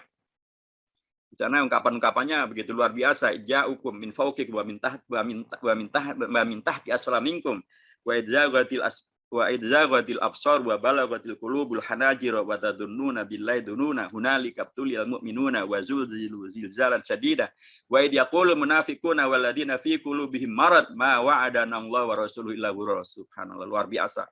Mengerikan kondisinya. Dikepung dari luar dan dalam peristiwa Ahzab nih ya. Kondisi psikologisnya ditampilkan dalam ayat-ayat dari ayat 9 hingga ayat ke-20. Tapi kemudian Allah mengkoreksi dengan keras ya, dengan diturunkannya ayat yang ke-21. Laqad kana lakum fi Rasulillahi uswatun hasanah liman kana yarjullaha wal yawmal akhir. Dan kemudian jawabannya langsung di ayat ke-22, ayat ke-23 dan puncaknya di ayat yang ke-27. Ayat 22. Walamma ra'al ahzab qalu hadza ma wa'adana Allah. Tersentakkan kembali umat Islam itu disentak oleh Al-Qur'an, disentak oleh Rasulullah dan para sahabatnya untuk kemudian kembali di tengah begitu banyak kegalauan tentang masalah sosial, politik, ekonomi dan dampak dari COVID-19. Umat disentak untuk merujuk kepada Rasulullah dan kemudian ketika itu dilakukan maka solusinya menjadi jelas. Dan peristiwa itu ternyata dalam Al-Ahzab ayat yang ke-23 tidak hanya relevan untuk yang hidup pada masa Rasulullah saja. Ungkapannya adalah minal mu'minina rijalun shadaqu ma ahadullah alaihi faminhum man qada nahbah wa minhum may yantadhir. Wa minhum may yantadhir artinya adalah mereka yang akan datang pada generasi-generasi berikutnya, generasi para tabi'in dan seterusnya sampai generasi kita dan seterusnya. Dan ujung akhir daripada bila betul-betul menjadikan Rasul sebagai keteladan dalam seluruh lini kehidupan itu, ujung akhirnya adalah ayat yang ke-27, wa aurathakum ardhum wa diyarahum wa amwalahum wa ardhal lam tatauha wa kana Allahu ala kulli syai'in qadir. Luar biasa. Dan itulah Rasulullah dan paradigma besarnya menghadirkan bangsa dan negara yang madani. Itu bisa kita lihat juga misalnya di ungkapan pertama ketika Rasulullah hijrah ke Madinah. Ungkapan pertamanya adalah afshu ayyuhan nas, afshu assalam, wasilu al-arham, wa at'imu at-ta'am, wa sallu bil-laili wa nasu niyam. Paradigma yang sangat luar biasa yang kemudian menghadirkan masyarakat madani dari Iqra, Bismi rabbikal ladzi khalaq, masyarakat madani, bangsa yang madani, negara yang madani, dari Iqra bismi rabbikal ladzi khalaq, kemudian afshu assalam, kemudian mengokohkan ukhuwah ta'akhu fillahi akhwaini. Kemudian beliau menghadirkan apa yang disebut dengan piagam Madinah, Wasiqatul Madinah. Itu adalah piagam tertua yang sukses dilaksanakan dan paling modern yang kemudian bisa menghadirkan bukti tentang penyelenggaraan kehidupan berbangsa dan bernegara yang sukses. Dan itu kemudian banyak orang menyebut bahwa Pancasila itu adalah piagam Madinah dalam konteks Indonesia. Itu satu hal yang monggo-monggo saja penyebutannya demikian, tapi hendaknya juga ada keseriusannya untuk mewujudkannya. Dan ujung akhir daripada perjalanan dari Iqra bismi rabbikal ladzi khalaq dan Rasulullah menjadi teladan yang agung di sana, menjadi menghadirkan manusia yang berakhlak mulia, nun wal qalami wa ma yasturun ma anta bi ni'mati rabbika bimajnun. Dan kemudian wa innaka la'ala khuluqin adim, kemudian mendakwahkan ke segala kebaikan ini, kemudian hijrah menghadirkan masyarakat yang berukhuwah, masyarakat yang afshu assalam, masyarakat yang berpiagam Madinah. Ujung akhirnya adalah masyarakat dan bangsa ini menjadi masyarakat yang khaira ummah, jadi masyarakat yang karenanya rahmatan lil alamin. Mengapa? Karena dia bisa memenangkan perjuangan. Karenanya rangkaian akhir daripada ayat Al-Qur'an yang menjadi pintu besar atau menjadi dasar daripada pembinaan masyarakat Madinah, masyarakatnya Rasulullah dan bangsa yang dibina oleh Rasulullah adalah idza jaa nasrullahi wal fath wa ra'aitan nasa yadkhuluna fi dinillahi afwaja fasabbih bihamdi rabbika wastaghfirhu innahu kana tawwaba. Inilah surah yang terakhir yang diturunkan oleh Rasulullah, oleh Allah kepada Rasulullah sallallahu alaihi wasallam. Itu ayat yang terakhir bilang ada al-yauma akmaltu lakum dinakum wa atmamtu alaikum ni'mati wa raditu lakum al-islaman dinan. Tetapi kalau surah yang terakhir adalah surah An-Nasr. Apa maknanya? Maknanya adalah bangsa yang Rasulullah teladankan, negara yang Rasulullah teladankan adalah bukan bangsa dan negara yang kalahan, yang kemudian mudah dijajah lagi, yang kemudian hanya dipinggirkan, hanya menjadi pelengkap penderita, hanya menjadi penonton. Itu juga tidak menjadi cita-cita sejarah daripada Founding Fathers. Karena kita lihat mereka dari Panitia 9 sepakat menghadirkan Piagam Jakarta yang menjadi cita-cita besar tentang Indonesia Merdeka. Dan itulah sesungguhnya cita-cita besar menjadi Indonesia Merdeka, ya, adanya di Piagam Jakarta. Di situ ada keterlibatan dari tokoh Muhammadiyah Ki Bagus Hadi Kusumo, dari tokoh NU Ki Haji dari tokoh Muhammadiyah Ki Haji Abdul Kahar Mudzakkir, dari NU Ki Haji Wahid Hashim, dari Partai Islam Haji Agus Salim, ada Haji Abikuh Nocokrosioso, ada juga dari kalangan kebangsaan ada Bung Karno, Bung Hatta, Muhammad Yamin, Ahmad Subarjo, dari kalangan non-muslim ada Maramis. Mereka sepakat menghadirkan Piagam Jakarta. Hal ini pertama, kedua, ketiga, keempatnya dahsyat. Dan kalau itu dilakukan memang akan menghadirkan masyarakat Indonesia yang maju, masyarakat Indonesia yang betul-betul madani, gitu, masyarakat Indonesia yang betul-betul terhormat di mata dunia. Karenanya menjadi aneh kalau kemudian ada yang mengatakan urusan Palestina itu bukan urusan Indonesia, itu urusannya orang-orang Palestina. Berarti baca sejarahnya masih belum jauh, piknik konstitusinya masih cetek gitu ya. Silahkan baca pembukaan Undang-Undang Dasar, dan itu sangat Indonesia tidak hadir hanya untuk menjadi penonton, tapi hadir untuk menjadi aktor, untuk menjadi bahkan menghadirkan berperan serta menghadirkan perdamaian dunia. Itu kan dasar ya, ini yang keempat. Nah, Rasulullah menghadirkan keteladanan dan menghendaki agar umat Islam, bangsa Islam ini, negara di mana umat Islam berada, itu kemudian menjadi bangsa yang menang. Idza jaa nasrullah. Idza jaa nasrul fath, itu kemenangan melalui jalur perjuangan fisik, jihad. Wa ra'aitan nas yadkhuluna fi dinil afwaja, itu kemenangan melalui jalur ijtihad, rasionalitas. Tadi terus maju dan tidak hanya sama dengan yang kemarin. Fasabbih bihamdi rabbika wastaghfirhu innahu kana tawwaba, itu adalah kemenangan menghadirkan masyarakat yang bukan teroris, bukan radikalis, bukan yang medeni, yang menakutkan, yang kemudian menghadirkan perilaku-perilaku yang tidak manusia, tapi masyarakat yang beradab, berperadaban, masyarakat yang berakhlak mulia, masyarakat yang tawadhu, masyarakat yang spiritualitasnya agung. Karenanya kemenangan itu ujung akhirnya adalah bukan untuk menjadi ghurur, bukan untuk menjadi kufur, tapi untuk menjadi fasabbih bihamdi rabbika astaghfirhu innahu kana tawwaba. Umat yang bertasbih, tahmid, istighfar, yang berbasis kepada kemenangan jihad dan ijtihad adalah umat yang memang adalah umat yang berkemenangan. Tapi apakah umat ini kemudian lupa diri dan lupa bangsa dan negaranya? Tidak. Rasulullah justru mengajarkan betapa beliau sangat rindu dengan Mekah. Betapa beliau diajarkan oleh Al-Quran untuk mencintai tentang at-tin, az-zaitun, batu risinin. Mencintai tentang al-balad, la uqsimu bihadzal balad. Itu sebuah gambaran bagaimana Rasulullah mengajarkan kepada umat Islam untuk mencintai daerah ataupun kawasan di mana mereka berada. Memperjuangkannya, memajukannya, tidak membiarkannya menjadi tempat penjajahan ideologi, penjajahan ekonomi. Tapi untuk tetap mencintainya dan karenanya memajukannya, mencintainya dan karenanya membelanya supaya tidak kemudian menjadi komunis, tidak menjadi radikalis. Karenanya wajar bila dalam sejarah umat Islam di Indonesia yang menyelamatkan Indonesia dari penjajahan Belanda kembali ke Indonesia adalah Kiai Haji Hasyim Asy'ari, Ki Bagus Sadikusumo dengan teriakan resolusi jihad di Surabaya tanggal 22 Oktober yang menjadi hari santri, maupun dengan teriakan amanat jihad di Yogyakarta. Ini jarang yang menyebut. Di Yogyakarta ada amanat jihad tanggal 28 Mei tahun 46. Itu dikeluarkan oleh Ketua PB waktu itu, Pengurus Besar Muhammadiyah, Ki Bagus Sadikusumo, seperti yang disuarakan oleh Kiai Haji Wahid Hasyim Asy'ari dengan resolusi jihadnya. Dari Jogja, dari Surabaya resolusi jihad, amanat fatwa jihad. Dari Jogja ada yang namanya amanat jihad. Untuk apa? Maaf, Ustaz, waktunya 2 menit lagi, mohon maaf. Oke, waktu 2 menit. Jadi, untuk apa?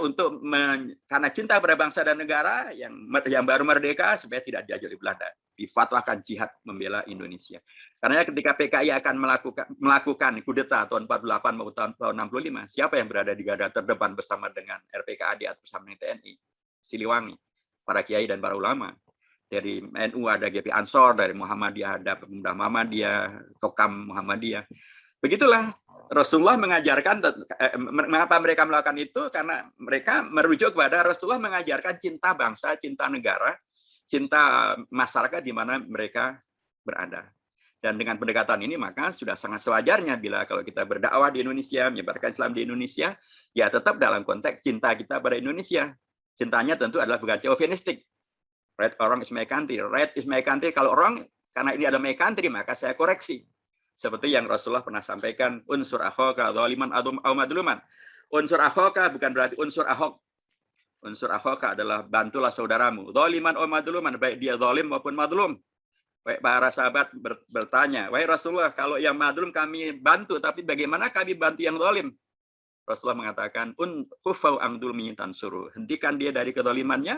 Dengan cara itu Anda membantu dia untuk tidak berlanjut di dalam kezalimannya. Nah, dengan pendekatan ini semuanya, jamaah dirahmati Allah Subhanahu wa taala, sekali lagi saya menyimpulkan bahwa Rasulullah memang teladan agung yang sukses ya, menghadirkan kehidupan pribadi, berkeluarga, berbangsa dan bernegara dalam konteks yang real dan nyata, bisa dinikmati seketika di dunia. Karenanya doanya juga ada Allahumma rabbana atina fid dunya hasanah sebelum wa fil akhirati hasanah. Dan memang beliau adalah keteladanan agung yang luar biasa, menghadirkan masyarakat yang madani, yang tidak medeni, yang tidak madani, yang tidak madani, masyarakat yang karenanya penting untuk kita mentadabburi Al-Quran dari surah Al-Ahzab, bukan hanya ayat yang ke-21, tapi dari ayat yang ke hingga ayat yang ke-27. Barakallahu fikum jami'an, wallahu ma'akum wa lan yatirakum a'malakum, wa wal muwaffiq ila kamit thariq wa wal hadi ila sawa'is sabil, wa nasrum minallahi wa fatun qarib wa basyiril mu'minin. Wassalamualaikum warahmatullahi wabarakatuh. Waalaikumsalam. Waalaikumsalam warahmatullahi wabarakatuh. Jazakumullah khairan, kita ucapkan kepada Ustadz Dr. Hidayat Nur Wahid LCMA atas pemaparan yang luar biasa. Saya sebenarnya ingin meng-highlight beberapa poin yang disampaikan, tetapi sepertinya ini Ustadz banyak yang bertanya, saya khawatir waktunya tidak cukup ini nggih. Di sini Ustadz saya bacakan pertanyaan yang ada di kolom chat dahulu. Apakah saya bacakan semua atau satu persatu Ustadz langsung dijawab? Mungkin semua aja ya, khawatir waktunya nggak memadai. Khawatir nggak bisa. Okay. Ada beberapa pertanyaan yang di kolom chat. Yang pertama, bagaimanakah praktek berkontribusi dalam bernegara bagi masyarakat biasa seperti kita? Kemudian ada juga pertanyaan yang kedua, Ustadz mohon pencerahan bagaimana cara yang baik supaya kita dapat dalam bertindak dan bersikap berperilaku selalu berpedoman pada wahyu Iqra. Iqra bismillah dan Iqra bil qalam. Karena saat kita bertindak sangat dipengaruhi oleh berbagai faktor dan kadang-kadang kita malah terpengaruh. Sebagaimana sikon yang sekarang terjadi di negara-negara kita, banyak ulama ustadz-ustadz yang dibully bahkan dicap macam-macam. Ada juga pertanyaan yang ketiga, Ustadz, apakah ikut berpartai termasuk ittiba Rasul Nabi Muhammad SAW? Kemudian pertanyaan yang keempat, izin bertanya, kenapa pada masa setelah wafatnya Nabi tidak ada bentuk pemerintahan atau negara atau daulah agar bisa lebih menata kehidupan masyarakat Islam?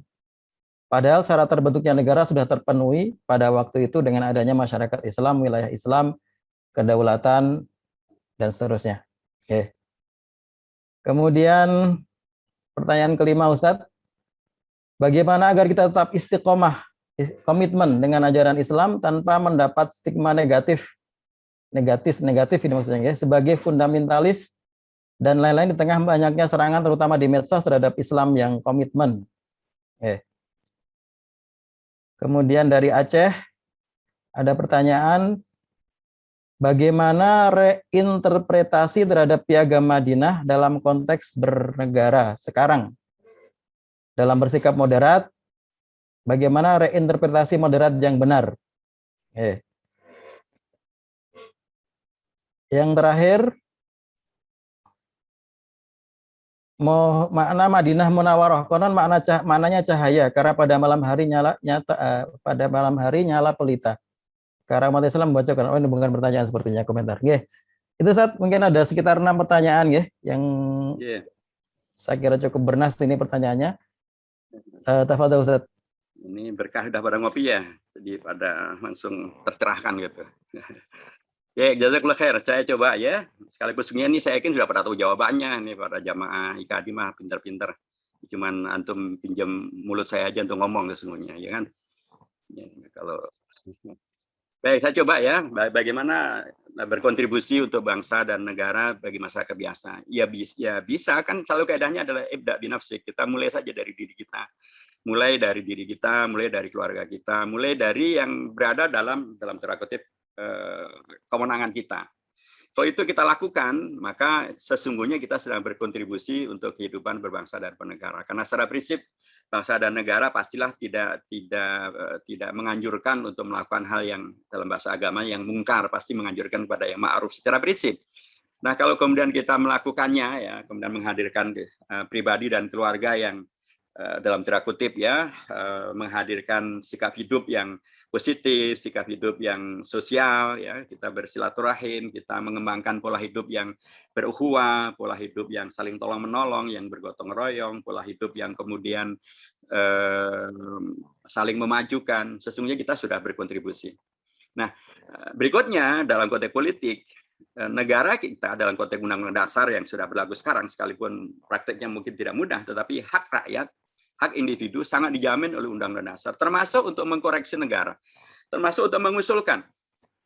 Jadi kalau mengkoreksi bahasanya serem gitu ya, tapi mengusulkan adalah bagian daripada yang konstitusional. Rakyat boleh mengusulkan membuat undang-undang, boleh mengusulkan membuat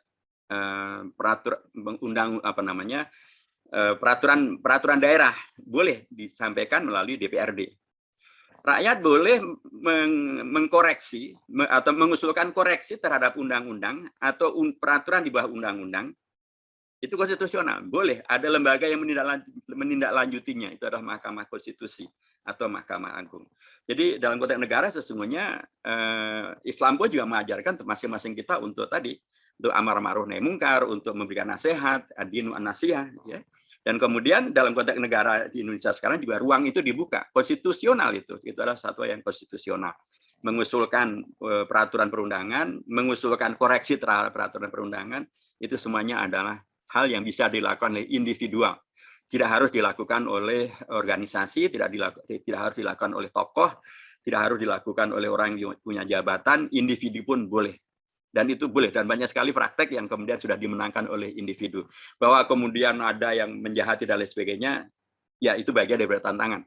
Tapi bagus juga kalau antum laporkan kalau ada hambatan terhadap hal ini kepada kawan-kawan kita di DPRD atau di DPR untuk bisa diadvokasi. Yang kedua, untuk bagaimana kita merawat agar kita bisa selalu iqra' bismi rabbikal ladzi khalaq di tengah kondisi. Ya memang diperlukan pembiasaan.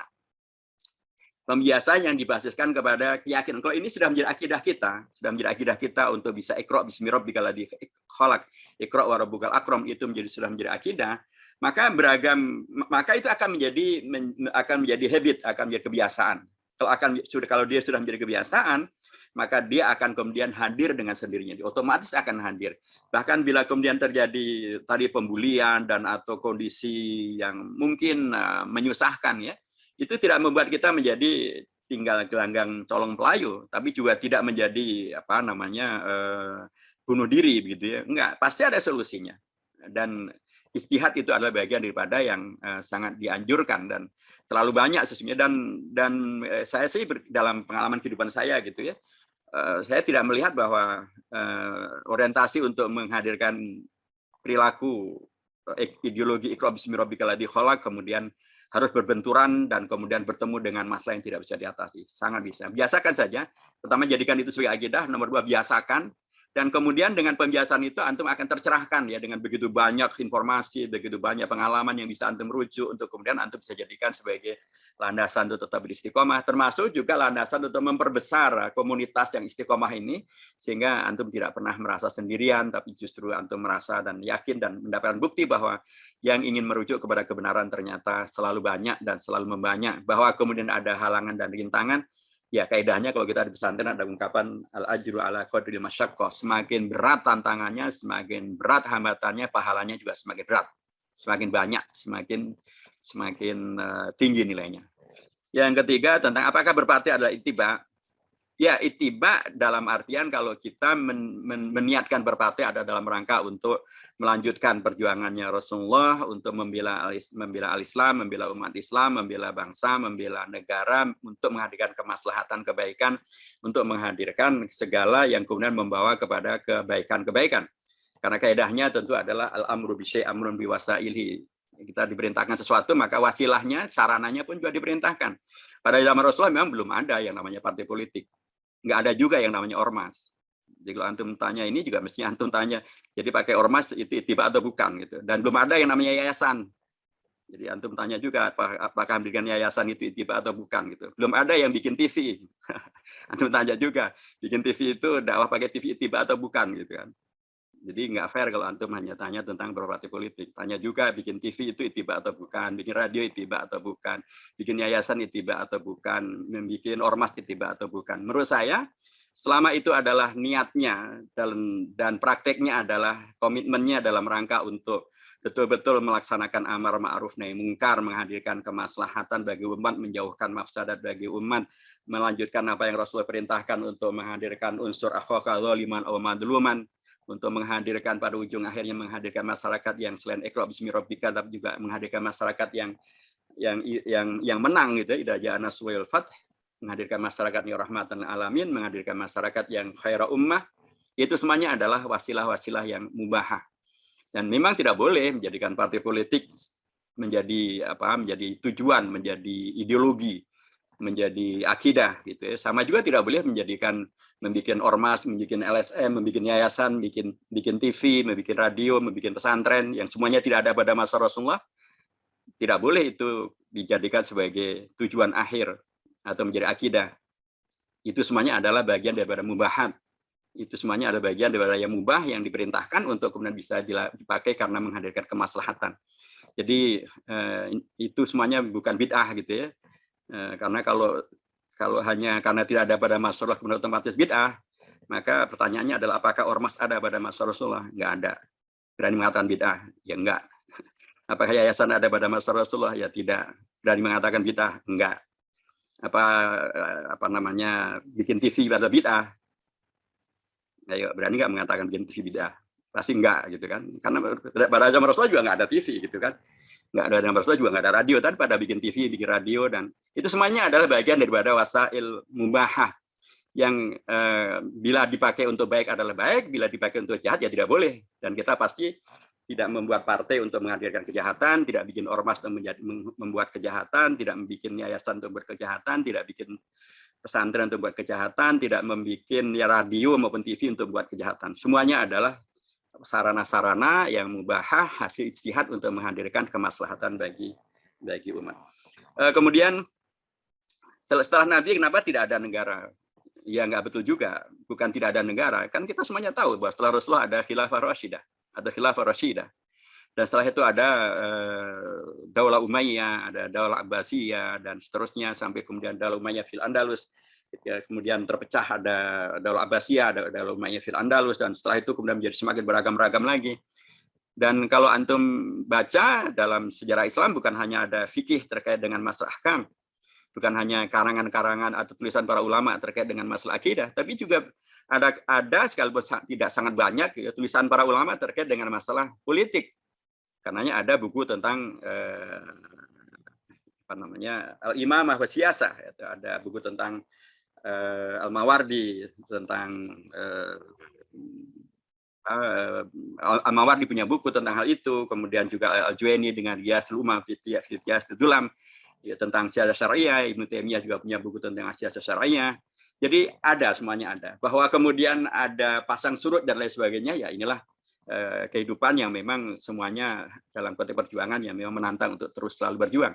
Tapi dengan demikian maka tampaklah bahwa sistem politik Islam memang menghadirkan keragaman, menghadirkan kemungkinan untuk memunculkan ijtihad yang bisa beragam. Khalifah Abu Bakar Siddiq misalnya menjadi khalifah berbeda dengan cara Khalifah Umar menjadi khalifah, berbeda dengan cara Khalifah Utsman menjadi khalifah, berbeda dengan cara Khalifah Ali bin Abi Thalib menjadi khalifah, berbeda dengan cara Khalifah Umar bin Abdul Aziz menjadi khalifah. Keragaman-keragaman yang diterima oleh umat yang menandakan bahwa memang di sini ada pintu ijtihad yang dibuka untuk menghadirkan kemaslahatan terbesar bagi umat dimanapun mereka berada, di kapanpun mereka sedang berada. Kemudian yang berikutnya tentang bagaimana kita bisa istiqomah tanpa stigma. Ya nanti kalau sudah di surga, nggak ada stigma dan nggak ada lagi yang mencaci maki, nggak ada lagi yang memfitnah, nggak ada. Tapi selama kita di dunia, laku antum berpikir tentang tidak di stigma. Rasulullah itu kurang hebatnya apa coba? Kurang hebatnya apa? Kurang amanahnya apa? Kurang akhlak mulianya bagaimana? Kurang jaminan dari Allah apa sebagai nabi yang terakhir? Tapi kan di stigma. Dari dulu sampai sekarang gitu. Stigmanya itu masih saja gitu kan. Zaman Rasulullah masih hidup bukan hanya stigma, bahkan beliau dilempari batu, bahkan beliau dilempari kotoran unta, bahkan beliau diembargo, bahkan beliau disembarakan untuk dibunuh. Lebih daripada sekedar stigma. Kalau yang antum terima sekarang mah dibanding dengan yang dulu dilakukan terhadap Rasulullah nggak ada apa-apanya. Antum pernah dilempari batu? Nggak pernah kan? Antum pernah disembarakan atau dibunuh? Nggak pernah kan? Rasulullah pernah itu semuanya. Jadi jangan kita bermanja-manja dengan berharap kalau kita istiqomah kemudian tidak ada yang membuli, nggak bisa. Tapi memang kaidahnya bukan untuk kita istiqomah supaya dibully, enggak juga, salah juga itu. Kaidahnya adalah la tatamannu liqal adu, enggak usah cari musuh. Rasulullah mengajarkan tentang akhlak yang mulia, mengajarkan silaturahim, mengajarkan ungkapan yang baik, mengajarkan kalau pada ada debat ya billati ya ahsan. Kalaupun kemudian kita bermuamalah ya muamalah yang hasanah.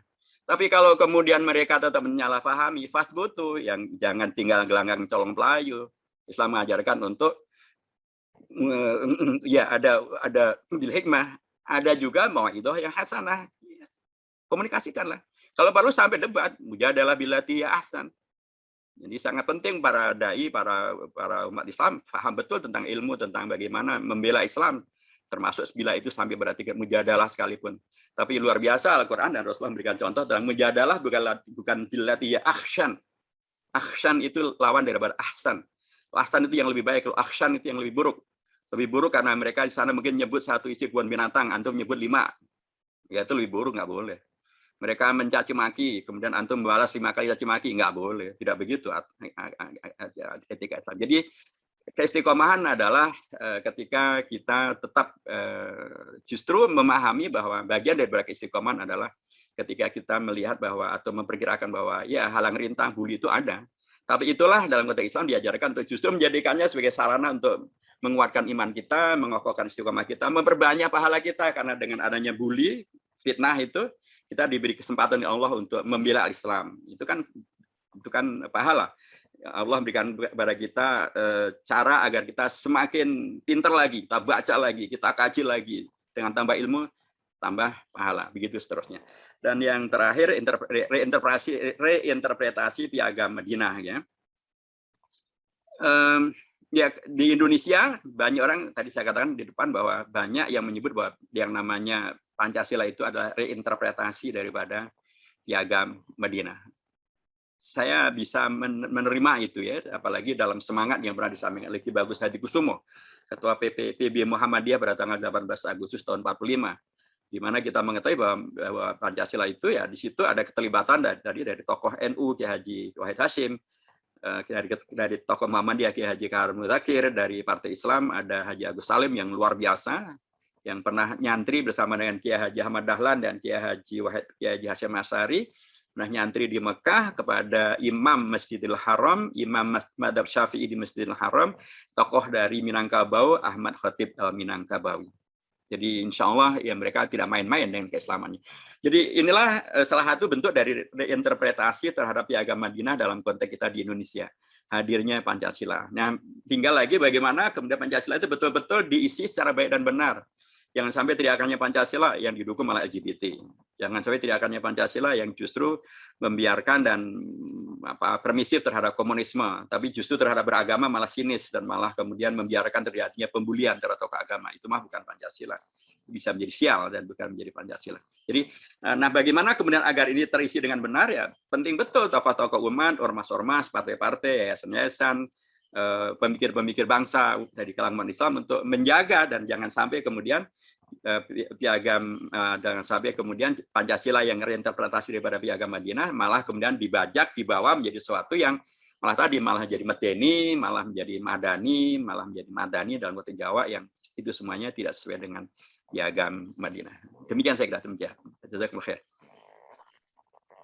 Baik, hadirin sekalian, Bapak hadirin sekalian yang dirahmati Allah Subhanahu wa taala, kita ucapkan sekali lagi jazakumullah khairan katsiran kepada Ustaz Hidayat yang telah memberikan banyak ilmunya pada pagi hari ini, memberikan inspirasi, motivasi dan semangat kita untuk tetap melaksanakan dan meladani kepada Rasulullah Shallallahu Alaihi Wasallam. Ini juga sebenarnya waktunya sudah lebih dari yang dijadwalkan, Ustaz. Jadi saya kira dari kajian ini kita cukupkan dari sekian, dan saya selaku moderator apabila banyak kesalahan mohon maaf, dan saya kembalikan kepada MC Pak Ustadz Muhammad Mujari. Assalamualaikum warahmatullahi wabarakatuh.